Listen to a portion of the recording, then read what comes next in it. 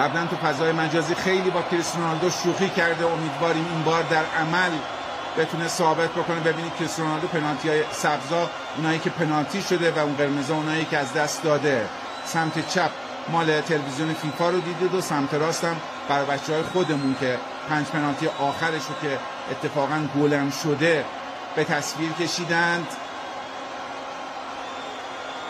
سانتوش میدونه که این توپ گل بشه فشار از رو تیمش کامل برداشته میشه.